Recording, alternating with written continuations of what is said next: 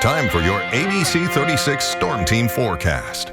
Summer-like finish to the week on this Friday, but we will shift into the potential of severe weather on Saturday. That will be a weather impact day.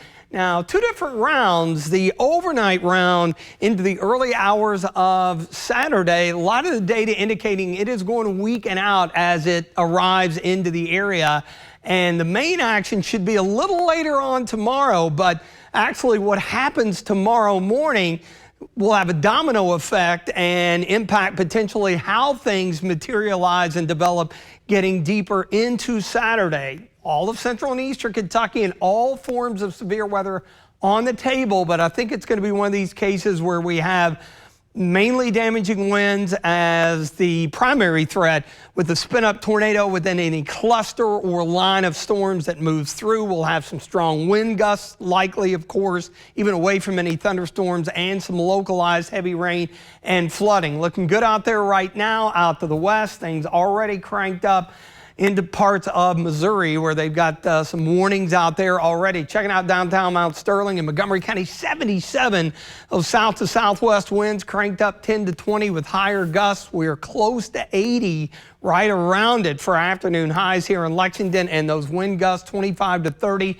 They will remain on the higher side overnight and through the day tomorrow. So we've got that wind advisory. So the much advertised system that's going to impact the central plains tonight and the Ohio Valley, and especially the deep south tomorrow, it is getting its act together. You see all the wind streams, how bright they are, how close they are together. The wind is really cranked up around this strong low, and the bullseye tonight just to our west. It does include Paducah and parts of western Kentucky, but there's a very, very sharp gradient because, again, that line of storms that should develop out here is going to weaken as it moves eastward into the early hours of Saturday, probably getting in our neck of the woods around, say, daybreak or so. In fact, check it out here. Intense line later on this evening, maybe even some isolated supercells far to the west, and then we lose some instability, so everything weakens out. But interestingly enough, look at this cluster early afternoon.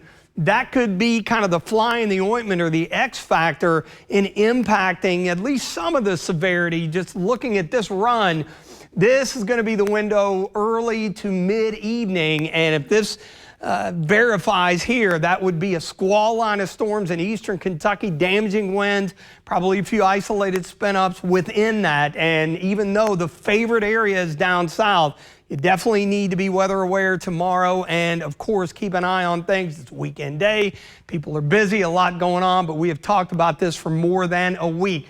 Look at the threat down south, level 5 out of 5 for Mississippi and a good chunk of Alabama. That area is looking at some very strong and long track tornadoes, but a lot of times it does zap up some of the storm energy and prevents it from working northward. We're still in that level 2, but that's why I think the damaging wind and the heavy rain threat, those are going to be a little bit higher, with the tornado threat mainly south and west being a little bit lower. We'll have to watch a little deeper in the evening. I want to give you the perspective on the tornadoes here. So out west in the hatched area, that's where we're looking at strong tornadoes, anything EF2 or higher.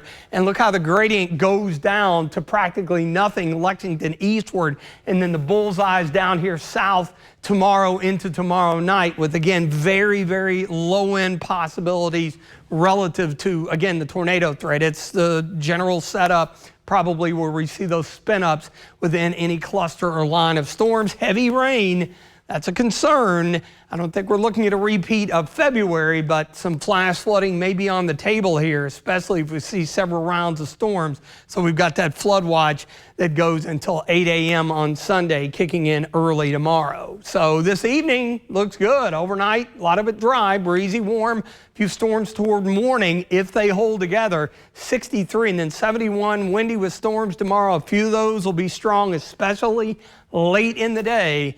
So your weather impact day gives way to cooler air and a few scattered showers on Sunday. St. Patrick's Day looks good. We do bounce back in a hurry. Low 70s Tuesday, Wednesday. Another system brings in some general showers and storms, and some cooler air late next week with highs only in the upper 40s and low 50s.